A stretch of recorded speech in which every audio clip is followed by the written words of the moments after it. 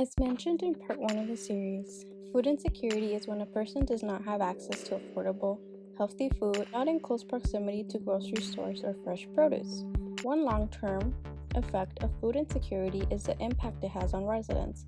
Many residents who experience these forms of food inequities might internalize this issue by blaming themselves for not having access to healthy produce or for not being able to afford it externally. Residents might not be exposed to resources that may help residents locate local, fresh produce, monetary help, and more information to help alleviate their situation.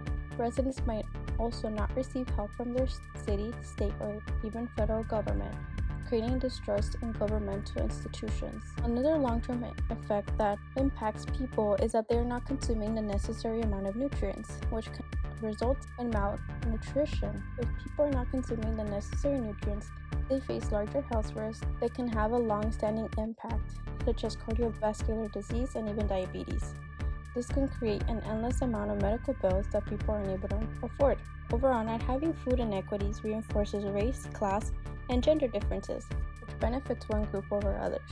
It reestablishes how these factors can play a large role in whether a person can have access to fresh produce and if they can afford to buy fresh produce.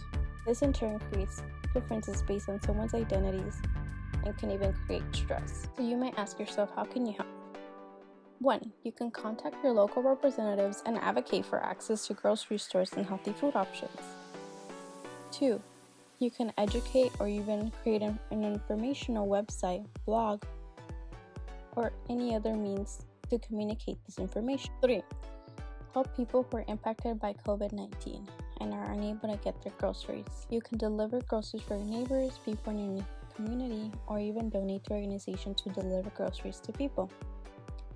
4. Contact your state representatives and advocate for more grocery store locations and for affordable produce options. 5. Most importantly, educate yourself on the issue at hand. Education is something valuable that can be done by reading articles, books, or even following pages that address food inequities.